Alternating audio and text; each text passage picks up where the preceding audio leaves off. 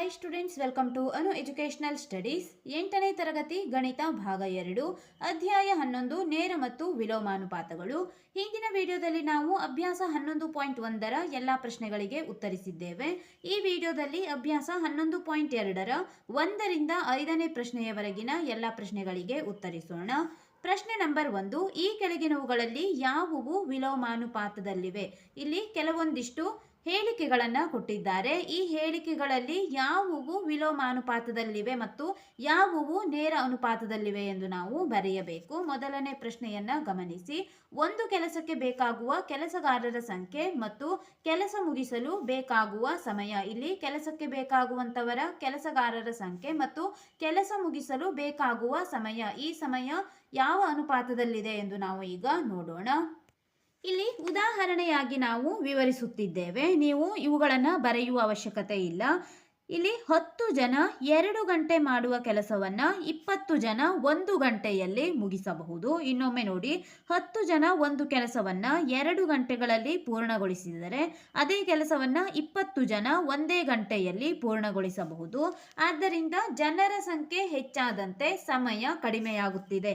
ಜನರ ಸಂಖ್ಯೆ 10 ಇರುವ ಜನರ ಸಂಖ್ಯೆ 20 ಆದಾಗ ಸಮಯ ನೋಡಿ 2 ಗಂಟೆ ಇರುವುದು 1 ಗಂಟೆಗೆ ಪರಿವರ್ತನೆಯಾಗಿದೆ. ಅಂದರೆ ಜನರ ಸಂಖ್ಯೆ ಹೆಚ್ಚಾದಂತೆ ಸಮಯ ಕಡಿಮೆ ಸಾಕು. ಆದ್ದರಿಂದ ಈ ಅನುಪಾತ ಅಥವಾ ಈ ಪ್ರಶ್ನೆಯಲ್ಲಿ ಅನುಪಾತ ವಿಲೋಮಾನುಪಾತದಲ್ಲಿದೆ. ಏಕೆಂದರೆ ಹೆಚ್ಚಾದಂತೆ ಇಲ್ಲಿ ಸಮಯ ಕಡಿಮೆಯಾಗುತ್ತಿದೆ.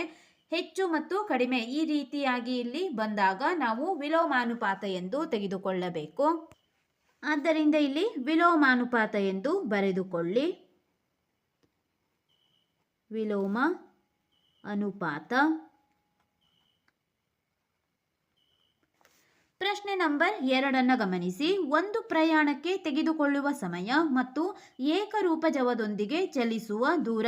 ನೀವು ಯಾವುದಾದರೂ ಒಂದು ಸ್ಥಳಕ್ಕೆ ಪ್ರಯಾಣ ಮಾಡುತ್ತಿದ್ದೀರಿ ಎಂದಾಗ ಪ್ರಯಾಣಕ್ಕೆ ತೆಗೆದುಕೊಳ್ಳುವಂತಹ ಸಮಯ ಮತ್ತು ಏಕರೂಪ ಜವ, ನೀವು ಎಷ್ಟು ಕಿಲೋಮೀಟರ್ ಫಾಸ್ಟ್ನಲ್ಲಿ ಚಲಿಸುತ್ತಿದ್ದೀರಿ ಎಂಬುವ ದೂರವು ವಿಲೋಮಾನುಪಾತದಲ್ಲಿರುತ್ತದೆಯೇ ಅಥವಾ ನೇರ ಅನುಪಾತದಲ್ಲಿರುತ್ತದೆಯೇ ಎಂದು ಕೇಳುತ್ತಿದ್ದಾರೆ.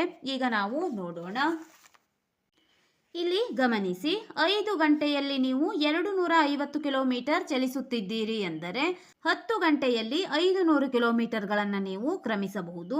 ಒಂದು ಕಡೆಗೆ ನೀವು ಪ್ರಯಾಣ ಬೆಳೆಸಿದಾಗ 5 ಗಂಟೆಯಲ್ಲಿ 250 ಕಿಲೋಮೀಟರ್ ಅನ್ನು ಚಲಿಸಿ, ನಂತರ ಪುನಃ 10 ಗಂಟೆಯಲ್ಲಿ ನೀವು 500 ಕಿಲೋಮೀಟರ್ಗಳನ್ನು ಚಲಿಸಬಹುದು.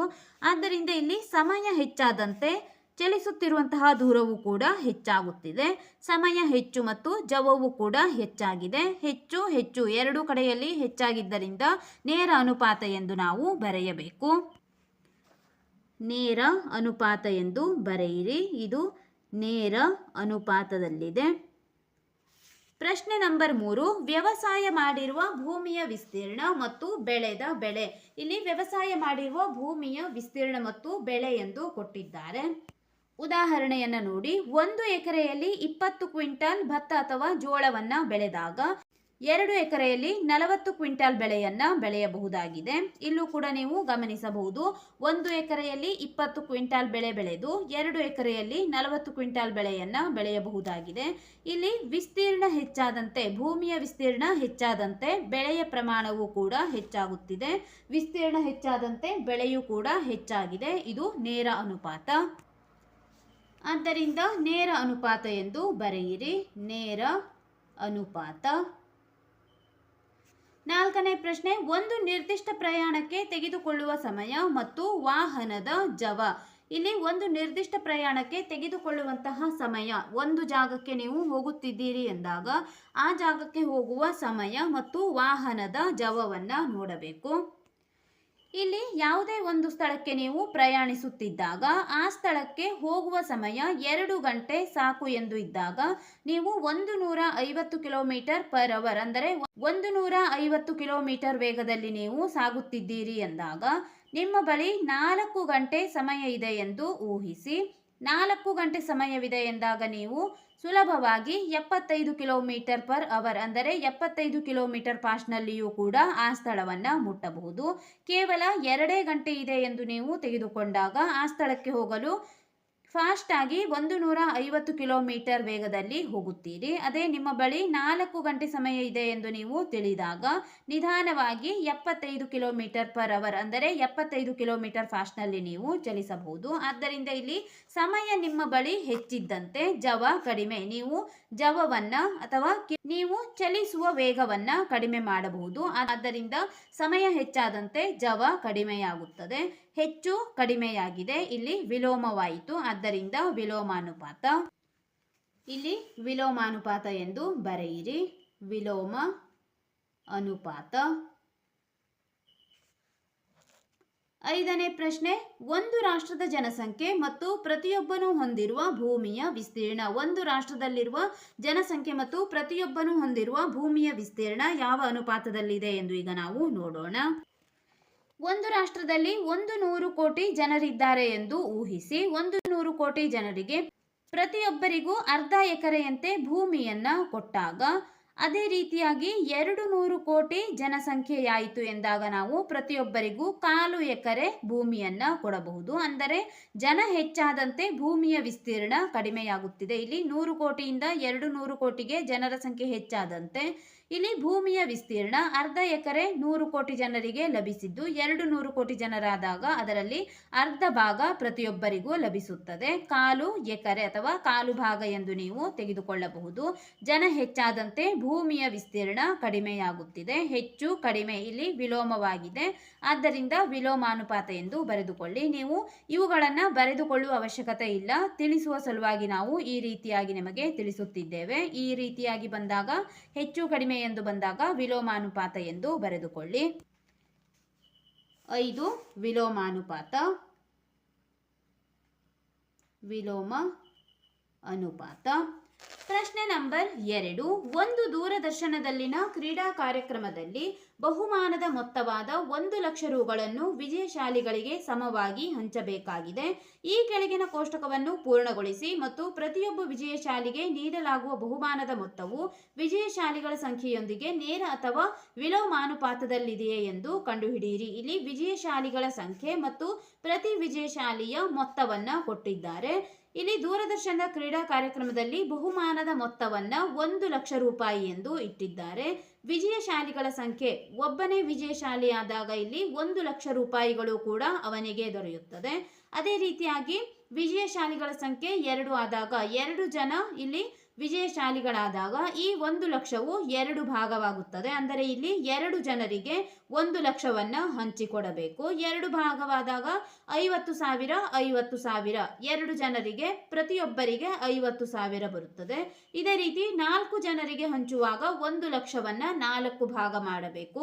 5, 8, 10, 20 ಈ ರೀತಿಯಾಗಿ 1 ಲಕ್ಷವನ್ನ ನಾವು ಭಾಗವನ್ನ ಮಾಡಬೇಕಾಗಿದೆ. ಈಗ ಕೋಷ್ಟಕವನ್ನ ಪೂರ್ಣಗೊಳಿಸೋಣ. ಮೊದಲನೆಯದಾಗಿ ಕೋಷ್ಟಕವನ್ನ ಬರೆದುಕೊಳ್ಳಿ. 1 ಲಕ್ಷ ಒಬ್ಬನಿಗೆ, 50,000 ನಾವು ಪರಿಗಣಿಸಿದಾಗ 2 ಜನರಿಗೆ ದೊರೆಯುತ್ತದೆ.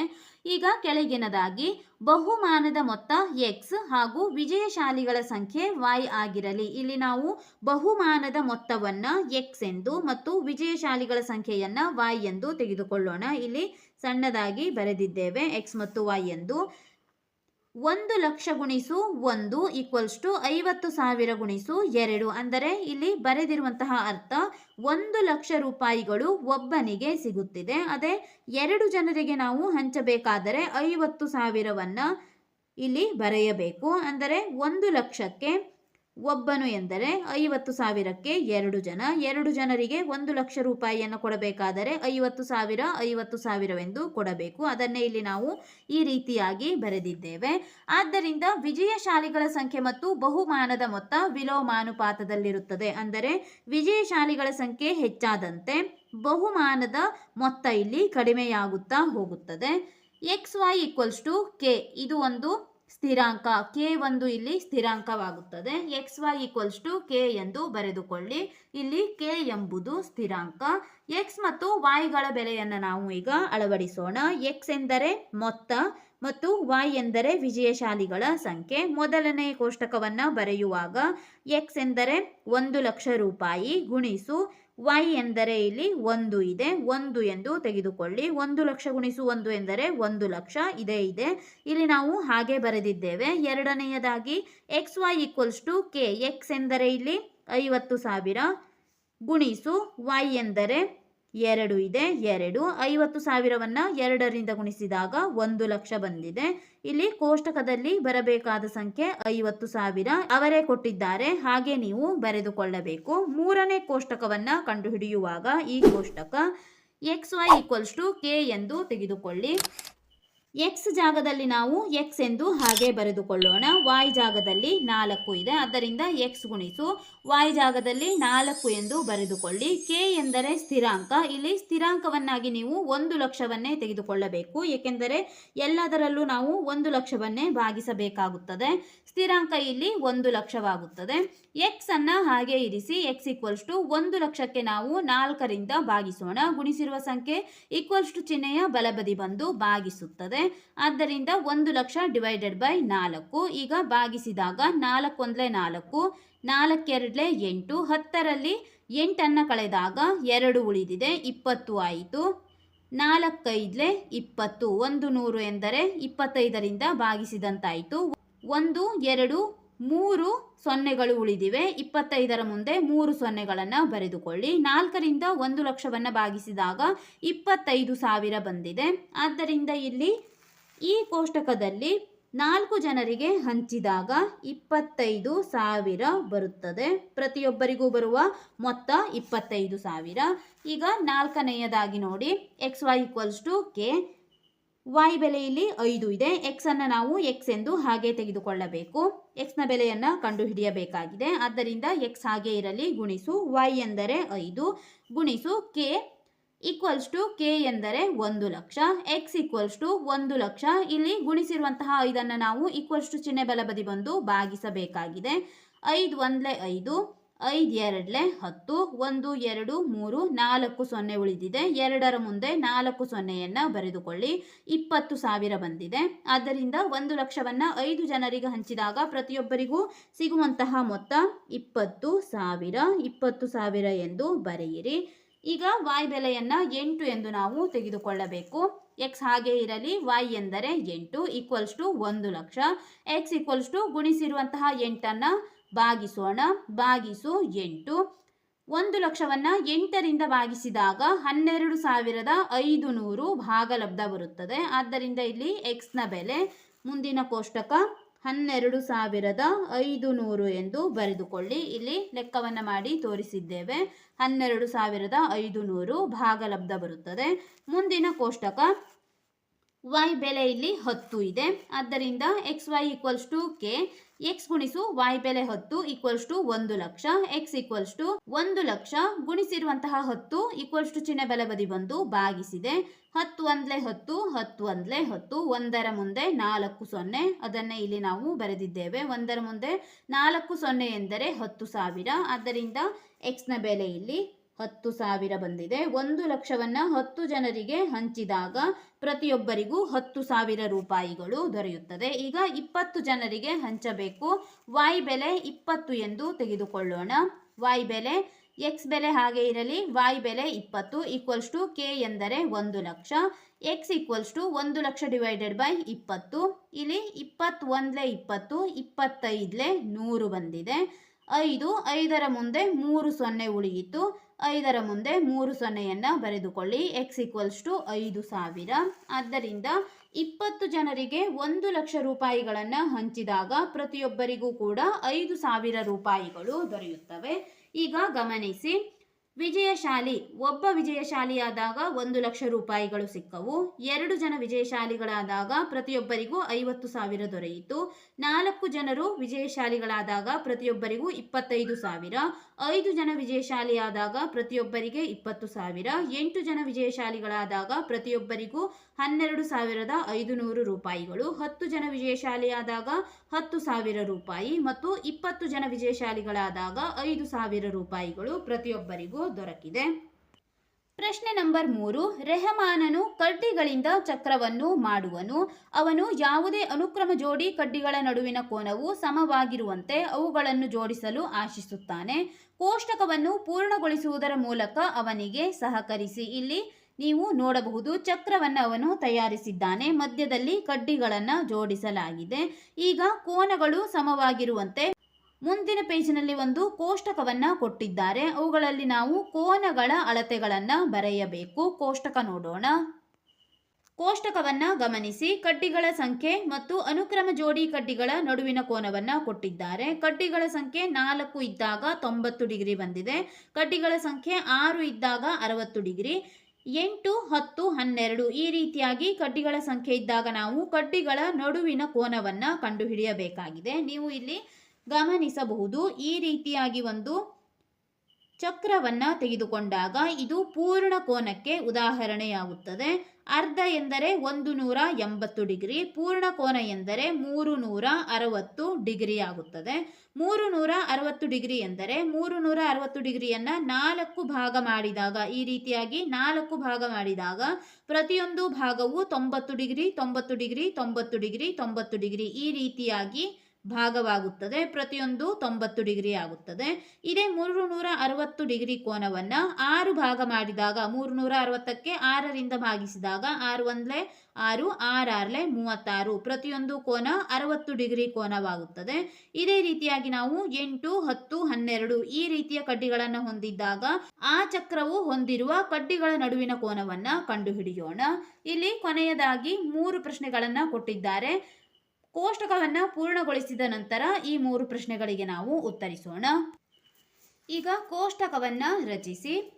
ಕಡ್ಡಿಗಳ ಸಂಖ್ಯೆ, ಅನುಕ್ರಮ ಜೋಡಿ ಕಡ್ಡಿಗಳ ನಡುವಿನ ಕೋನ. ಪುಸ್ತಕದಲ್ಲಿ ಕೊಟ್ಟಿರುವಂತಹ ಕೋಷ್ಟಕವನ್ನು ಇಲ್ಲಿ ನಾವು ರಚಿಸಿದ್ದೇವೆ. ಕಡ್ಡಿಗಳ ಸಂಖ್ಯೆ x ಆಗಿರಲಿ. ಕಡ್ಡಿಗಳ ಸಂಖ್ಯೆಯನ್ನು x ಎಂದು ಪರಿಗಣಿಸಿದಾಗ ಕಡ್ಡಿಗಳ ನಡುವಿನ ಕೋನದ ಅಳತೆ, ಕೋನ ಎಂದು ಬರೆದುಕೊಳ್ಳಿ. ಕೋನದ ಅಳತೆಯು y ಆಗಿರಲಿ. ಕೋನದ ಅಳತೆಯನ್ನು y ಎಂದು ತೆಗೆದುಕೊಳ್ಳೋಣ. ಕೋಷ್ಟಕ ಪೂರ್ಣಗೊಳಿಸಿದಾಗ, ಕೋಷ್ಟಕವನ್ನು ನಾವು ಪೂರ್ಣಗೊಳಿಸಿದಾಗ ಹಿಂದಿನ ಲೆಕ್ಕದಲ್ಲಿ ಮಾಡಿದಂತೆ xy = k ಎಂದು ನೀವು ತೆಗೆದುಕೊಳ್ಳಬೇಕು. k ಒಂದು ಸ್ಥಿರಾಂಕವಾಗಿರುತ್ತದೆ. ಇಲ್ಲಿ k ಎಂದರೆ ಸ್ಥಿರಾಂಕವನ್ನಾಗಿ ನಾವು 360 ಡಿಗ್ರಿ ಹೇಳಿದ್ದೇವೆ. 360 ಡಿಗ್ರಿ ಎಂದರೆ ಪೂರ್ಣ ಕೋನದ ಅಳತೆ. ಈ ರೀತಿಯಾಗಿ ಪೂರ್ಣ ಕೋನ ಚಕ್ರ ಈ ರೀತಿಯಾಗಿದ್ದಾಗ ಈ ಕೋನದ ಅಳತೆ 360 ಡಿಗ್ರಿ ಆಗಿರುತ್ತದೆ. ಈ ಪ್ರತಿಯೊಂದು ಕೋಷ್ಟಕವನ್ನು ಪೂರ್ಣಗೊಳಿಸುವಾಗ ನಾವು ಸ್ಥಿರಾಂಕವನ್ನಾಗಿ 360 ತೆಗೆದುಕೊಳ್ಳಬೇಕು. ಕೆ ಜಾಗದಲ್ಲಿ 360 ಎಂದು ತೆಗೆದುಕೊಳ್ಳಿ. y ಕೋನವನ್ನು ಕಂಡುಹಿಡಿಯಬೇಕಾಗಿದೆ. 8 ಕಡ್ಡಿಗಳ ಸಂಖ್ಯೆ ಇದ್ದಾಗ x ಬೆಲೆ 8 ಆಗುತ್ತದೆ.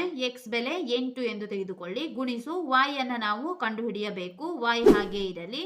k ಕಾನ್ಸ್ಟೆಂಟ್ ಅಂದರೆ ಸ್ಥಿರಾಂಕ 360 ಡಿಗ್ರಿ ಎಂದು ತೆಗೆದುಕೊಳ್ಳಿ. y ಹಾಗೆ ಇರಲಿ. ಈಕ್ವಲ್ಸ್ ಟು ಚಿಹ್ನೆಯ ಬಲಬದಿಗೆ ನಾವು 8 ತಂದಾಗ ಅದು ಭಾಗಿಸುತ್ತದೆ. ಗುಣಿಸಿರುವ ಸಂಖ್ಯೆ ಈಕ್ವಲ್ಸ್ ಟು ಚಿಹ್ನೆ ಬಲಬದಿ ತಂದಾಗ ಭಾಗಿಸುತ್ತದೆ. ಆದ್ದರಿಂದ y = 360 ಡಿಗ್ರಿ ಡಿವೈಡೆಡ್ ಬೈ 8 ಎಂದು ಬರೆದುಕೊಳ್ಳಿ. 8ರಿಂದ 360 ಭಾಗಿಸಿದಾಗ 8 1 8, 8 4 32, 36ರಲ್ಲಿ 32 ಕಳೆದಾಗ 4 ಉಳಿಯುತ್ತದೆ 40, 8 5 40 ಬರುತ್ತದೆ. ಆದ್ದರಿಂದ ಭಾಗಲಬ್ಧ 45. y = 45 degree. 8 ಕಡ್ಡಿಗಳನ್ನು ಹೊಂದಿದ್ದಾಗ ನಡುವಿನ ಕೋನ, ಕಡ್ಡಿಗಳ ನಡುವಿನ ಕೋನ 45 ಡಿಗ್ರಿ ಆಗುತ್ತದೆ. ಬರೆದುಕೊಳ್ಳಿ. ಈಗ x ಅನ್ನು ನಾವು 10 ಎಂದು ತೆಗೆದುಕೊಳ್ಳಬೇಕು. ಕಡ್ಡಿಗಳ ಸಂಖ್ಯೆ 10 ಇದ್ದಾಗ x ಜಾಗದಲ್ಲಿ 10 ಎಂದು ತೆಗೆದುಕೊಳ್ಳಿ. ಗುಣಿಸು y ಗೆ y ಹಾಗೆ ಇರಲಿ. k ಕಾನ್ಸ್ಟೆಂಟ್ ಸ್ಥಿರಾಂಕವಾಗಿದೆ 360 ಡಿಗ್ರಿ. y = ಗುಣಿಸಿರುವ 10 ನಾವು ಈಕ್ವಲ್ಸ್ ಟು ಚಿಹ್ನೆ ಬಲಬದಿ ತಂದು ಭಾಗಿಸಬೇಕು. 360 ಡಿಗ್ರಿ ಭಾಗಿಸು 10. 10 1 10 ಅಥವಾ ಇಲ್ಲಿ 0 ಮತ್ತು 0ಯನ್ನು ತೆಗೆದಾಗ 36 ಡಿವೈಡೆಡ್ ಬೈ 1 ಉಳಿಯುತ್ತದೆ. ಉತ್ತರ 36. y ಬೆಲೆ 36. 10 ಕಡ್ಡಿಗಳನ್ನು ಹೊಂದಿದ್ದಾಗ ಕಡ್ಡಿಗಳ ನಡುವಿನ ಕೋನ 36 ಡಿಗ್ರಿ ಬರುತ್ತದೆ. ಈಗ 12 ಕಡ್ಡಿಗಳನ್ನು ಹೊಂದಿದ್ದಾಗ x ನ ಬೆಲೆ 12 ಗುಣಿಸು y ಹಾಗೆ ಇರಲಿ. K 360 degree. y equals to 12 ಈಗ ನಾವು ಈಕ್ವಲ್ಸ್ ಟು ಚಿಹ್ನೆಯ ಬಲಬದಿ ತಂದು ಭಾಗಿಸಬೇಕು. 360 ಡಿವೈಡೆಡ್ ಬೈ 12. 12 ಒಂದ್ಲೆ 12, 12 ಮೂರ್ಲೆ 36, 3 ಮತ್ತು 0 ಉಳಿದಿದೆ. ಅಂದರೆ y ಬೆಲೆ 30 ಡಿಗ್ರಿ. 12 ಕಡ್ಡಿಗಳನ್ನು ಹೊಂದಿದ್ದಾಗ ಕಡ್ಡಿಗಳ ನಡುವಿನ ಕೋನ 30 ಡಿಗ್ರಿ ಆಗಿರುತ್ತದೆ. ಈ ಕೋಷ್ಟಕವನ್ನು ಈಗ ನಾವು ಪೂರ್ಣಗೊಳಿಸಿದ್ದೇವೆ. ಮುಂದೆ ಕೊಟ್ಟಿರುವಂತಹ 3 ಪ್ರಶ್ನೆಗಳನ್ನು ಗಮನಿಸೋಣ. ಪ್ರಶ್ನೆ ನಂಬರ್ 1, ಅನುಕ್ರಮ ಜೋಡಿ ಕಡ್ಡಿಗಳು ಮತ್ತು ಕಡ್ಡಿಗಳ ಸಂಖ್ಯೆ ಉಂಟು ಮಾಡುವ ಕೋನಗಳು ವಿಲೋಮ ಅನುಪಾತದಲ್ಲಿದೆಯೇ ಎಂದು ಕೇಳುತ್ತಿದ್ದಾರೆ. ಗಮನಿಸಿ, ಕಡ್ಡಿಗಳ ಸಂಖ್ಯೆ ಮತ್ತು ನಡುವಿನ ಕೋನ. ಕಡ್ಡಿಗಳ ಸಂಖ್ಯೆ ಹೆಚ್ಚಾದಂತೆ 4, 6, 8, 10, 12 ಕಡ್ಡಿಗಳ ಸಂಖ್ಯೆ ಹೆಚ್ಚಾದಂತೆ ನಡುವಿನ ಕೋನ ಇಲ್ಲಿ ಕಡಿಮೆಯಾಗುತ್ತಿದೆ. 90 ಡಿಗ್ರಿ, 60 ಡಿಗ್ರಿ, 45 ಡಿಗ್ರಿ ಬರುತ್ತದೆ. ಇಲ್ಲಿ 45, 36 ಮತ್ತು 30 ಈ ರೀತಿಯಾಗಿ ಕಡಿಮೆಯಾಗುತ್ತಾ ಹೋಗಿದೆ. ಕಡಿಮೆಯಾಗಿದೆ, ಇಲ್ಲಿ ಹೆಚ್ಚಾಗಿದೆ. ಕಡ್ಡಿಗಳ ಸಂಖ್ಯೆ ಹೆಚ್ಚಾದಂತೆ ಕೋನ ಕಡಿಮೆಯಾಗಿದೆ.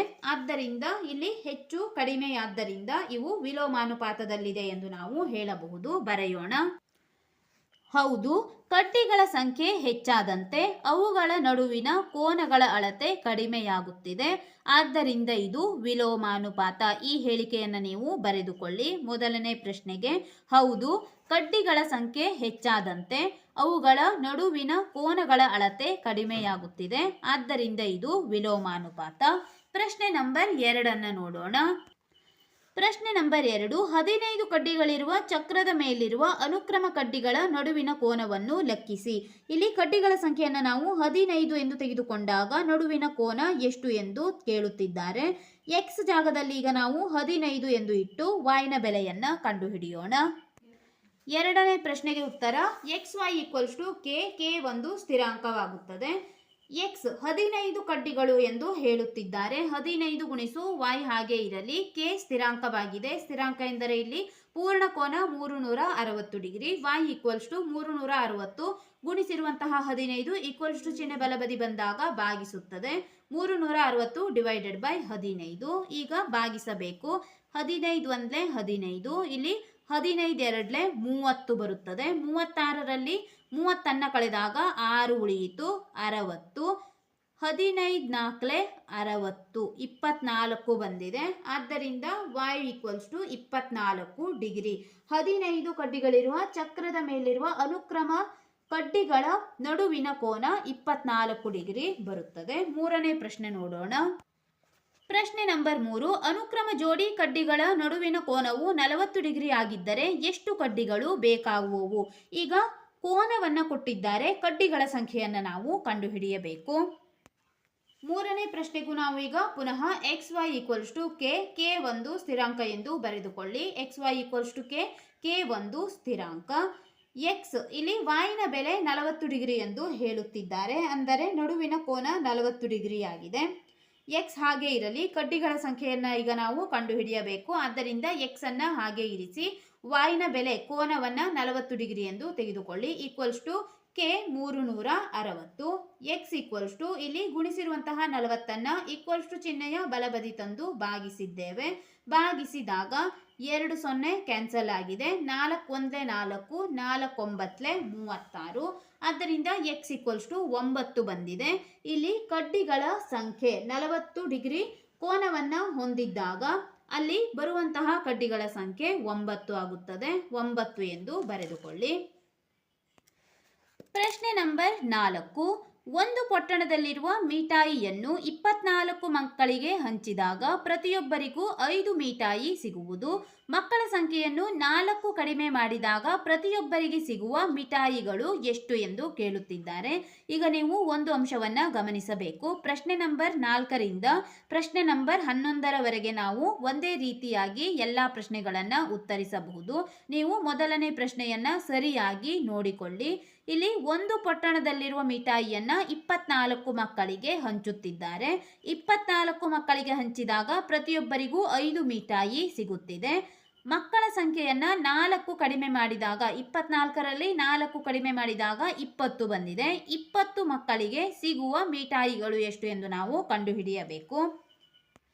4ನೇ ಪ್ರಶ್ನೆ ಬರೆದುಕೊಳ್ಳಿ. 24 ಮಕ್ಕಳಿಗೆ ಹಂಚಿದರೆ 5 ಮಿಠಾಯಿಗಳು ದೊರೆಯುತ್ತವೆ. 24 ಮಕ್ಕಳಿಗೆ ಹಂಚಿದರೆ 5 ಮಿಠಾಯಿ ಎಂದು ಬರೆದುಕೊಳ್ಳಿ. 4 ಜನ ಮಕ್ಕಳು ಕಡಿಮೆ ಮಾಡಿದಾಗ 20, 24ರಲ್ಲಿ 4 ಕಳೆದಾಗ 20 ಬರುತ್ತದೆ. 20 ಮಕ್ಕಳಿಗೆ ಹಂಚಿದರೆ ಎಷ್ಟು ಮಿಠಾಯಿ ದೊರೆಯುತ್ತದೆ ಎಂದು ಕೇಳುತ್ತಿದ್ದಾರೆ. ಎಕ್ಸ್ ಎಂದು ತೆಗೆದುಕೊಳ್ಳಿ. ಈ ಬೆಲೆಯನ್ನು ನಾವು ಕಂಡುಹಿಡಿಯಬೇಕಾಗಿದೆ. 20 ಮಕ್ಕಳಿಗೆ ಹಂಚಿದರೆ ಎಕ್ಸ್ ಮಿಠಾಯಿಗಳು. ಇದು ವಿಲೋಮಾನುಪಾತದಲ್ಲಿದೆ, ಏಕೆಂದರೆ 24 ಮಕ್ಕಳಿಗೆ ಹಂಚಿದಾಗ 5 ಮಿಠಾಯಿ ಬರುತ್ತಿದೆ.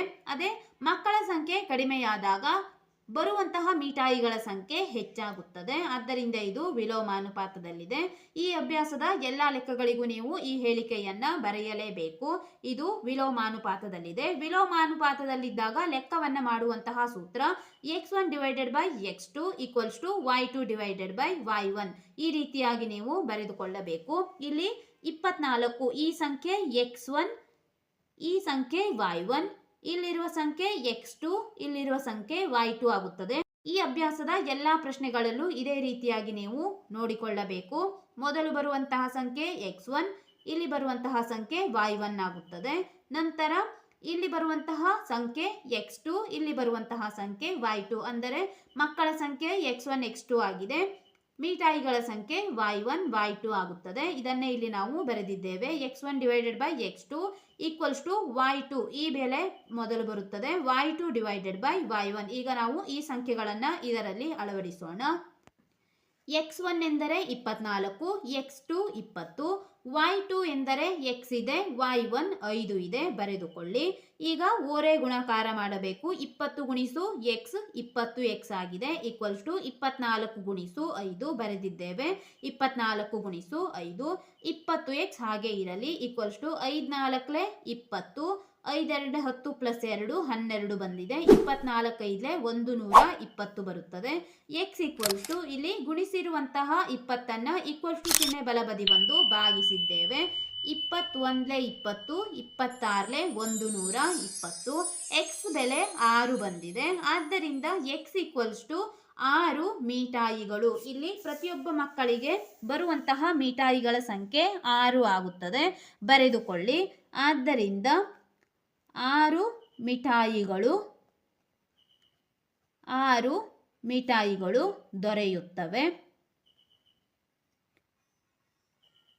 24 ಮಕ್ಕಳಿದ್ದಾಗ 5 ಮಿಠಾಯಿಗಳು ದೊರೆತಿದ್ದವು. 4 ಜನ ಮಕ್ಕಳನ್ನ ಕಡಿಮೆ ಮಾಡಿದಾಗ 20 ಮಕ್ಕಳಿಗೆ ಪ್ರತಿಯೊಬ್ಬರಿಗೂ 6 ಮಿಠಾಯಿಗಳು ಇಲ್ಲಿ ದೊರೆಯುತ್ತಿವೆ. ಮುಂದಿನ ಪ್ರಶ್ನೆ ನೋಡೋಣ. ಪ್ರಶ್ನೆ ನಂಬರ್ 5. ಒಬ್ಬ ರೈತನು 20 ಪ್ರಾಣಿಗಳಿಗೆ 6 ದಿನಕ್ಕೆ ಸಾಕಾಗುವಷ್ಟು ಆಹಾರವನ್ನು ಹೊಂದಿರುವನು. ಅವನ ಬಳಿ ಇನ್ನೂ 10 ಹೆಚ್ಚು ಪ್ರಾಣಿಗಳಿದ್ದರೆ ಆಹಾರವು ಎಷ್ಟು ದಿನಗಳಲ್ಲಿ ಮುಗಿಯುತ್ತದೆ? ಇದನ್ನು ಕೂಡ ನಾವು ಈ ಲೆಕ್ಕದಂತೆ ಮಾಡೋಣ. 20 ಪ್ರಾಣಿಗಳಿಗೆ 6 ದಿನಕ್ಕೆ ಆಹಾರ ಸಾಕಾಗುತ್ತಿದೆ. ಇನ್ನು 10 ಪ್ರಾಣಿ ಹೆಚ್ಚಿದ್ದರೆ, ಅಂದರೆ 30 ಪ್ರಾಣಿ ಇದ್ದರೆ ಆ ಆಹಾರ ಎಷ್ಟು ದಿನಗಳಲ್ಲಿ ಮುಗಿಯುತ್ತದೆ ಎಂದು ಈಗ ನಾವು ಕಂಡುಹಿಡಿಯಬೇಕು. ಬರೆದುಕೊಳ್ಳಿ. 20 ಪ್ರಾಣಿಗಳಿಗೆ 6 ದಿನಕ್ಕೆ ಸಾಕಾಗುವಷ್ಟು ಆಹಾರ ಇದೆ. ಇನ್ನು 10 ಪ್ರಾಣಿಗಳು ಹೆಚ್ಚಿದ್ದರೆ, ಅಂದರೆ 30 ಪ್ರಾಣಿಗಳಿದ್ದರೆ ಎಕ್ಸ್ ಅಂದರೆ ಎಷ್ಟು ದಿನಕ್ಕೆ ಆಹಾರ ಖಾಲಿಯಾಗುತ್ತದೆ? ಎಕ್ಸ್ ದಿನಕ್ಕೆ ಖಾಲಿಯಾಗುತ್ತದೆ ಎಂದು ಬರೆದುಕೊಳ್ಳಬಹುದು. ಎಕ್ಸ್ ದಿನಕ್ಕೆ ಖಾಲಿಯಾಗುತ್ತದೆ. ಈಗ ನಾವು ಎಕ್ಸ್ ಅನ್ನ ಕಂಡುಹಿಡಿಯೋಣ. ಈಗ ಇನ್ನೊಂದು ಅಂಶವನ್ನ ಗಮನಿಸಿ. x1 x2 y1 y2. ಇಲ್ಲಿ ಪ್ರಾಣಿಗಳ ಸಂಖ್ಯೆ x1 x2, ದಿನಗಳ ಸಂಖ್ಯೆ y1 y2 ಆಗುತ್ತದೆ. ಈಗ ಸೂತ್ರ ಬರೆಯಿರಿ. ವಿಲೋಮಾನುಪಾತದಲ್ಲಿದೆ ಎಂದು ಹೇಳಿಕೆಯನ್ನ ಬರೆದುಕೊಳ್ಳಬೇಕು. ಏಕೆಂದರೆ ಪ್ರಾಣಿಗಳ ಸಂಖ್ಯೆ ಹೆಚ್ಚಾದಂತೆ ಆಹಾರ ಕಡಿಮೆಯಾಗುತ್ತದೆ. ಆದ್ದರಿಂದ ಇದು ವಿಲೋಮಾನುಪಾತದಲ್ಲಿದೆ. ಸೂತ್ರ ಬರೆದುಕೊಳ್ಳಿ. x1 divided by x2 equals to y2 divided by y1. x1 ಎಂದರೆ 20, 20ಅನ್ನು ಬರೆದಿದ್ದೇವೆ. x2 ಎಂದರೆ 30 ಈಕ್ವಲ್ಸ್ ಟು y2 ಎಂದರೆ x ಅನ್ನು ನಾವು ಕಂಡುಹಿಡಿಯಬೇಕು. y2 ಜಾಗದಲ್ಲಿ x ಎಂದು ಬರೆದುಕೊಳ್ಳಿ. y1 ಎಂದರೆ 6 ಇದೆ, 6. ಓರೆ ಗುಣಾಕಾರ ಮಾಡಿದಾಗ 30 ಗುಣಿಸು x 30x ಈಕ್ವಲ್ಸ್ ಟು 20 ಗುಣಿಸು 6 ಬರೆದಿದ್ದೇವೆ. 30x equals to 26 120. x equals to 120 ಹಾಗೆ ಇಟ್ಟು ಇಲ್ಲಿ ಗುಣಿಸಿರುವಂತಹ 30 ಈಕ್ವಲ್ಸ್ ಟು ಚಿಹ್ನೆಯ ಬಲಬದಿ ತಂದು ಭಾಗಿಸಿದ್ದೇವೆ.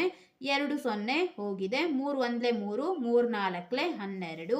ಎಕ್ಸ್ ಈಕ್ವಲ್ಸ್ ಟು 4 ಅಂದರೆ 30 ಪ್ರಾಣಿಗಳಿದ್ದರೆ 4 ದಿನಗಳಿಗೆ ಆಹಾರ ಮುಗಿಯುತ್ತದೆ. ಇಲ್ಲಿ ಎಕ್ಸ್ ಅನ್ನು ನಾವು ಕಂಡುಹಿಡಿದಿದ್ದೇವೆ. 4 ದಿನಕ್ಕೆ ಖಾಲಿಯಾಗುತ್ತದೆ. ಎಕ್ಸ್ ನ ಬೆಲೆ 4 ಬಂದಿದೆ. ಆದ್ದರಿಂದ 30 ಪ್ರಾಣಿಗಳಿದ್ದರೆ 4 ದಿನಗಳಿಗೆ ಆಹಾರ ಮುಗಿಯುತ್ತದೆ. ಈ ವಿಡಿಯೋದಲ್ಲಿ ನಾವು ಅಭ್ಯಾಸ 11.2ರ 1 ರಿಂದ 5ನೇ ಪ್ರಶ್ನೆಯವರೆಗಿನ ಎಲ್ಲಾ ಪ್ರಶ್ನೆಗಳಿಗೆ ಉತ್ತರಿಸಿದ್ದೇವೆ. ಮುಂದಿನ ವಿಡಿಯೋದಲ್ಲಿ 6 ರಿಂದ 11 ಪ್ರಶ್ನೆಗಳಿಗೆ ಉತ್ತರಿಸೋಣ.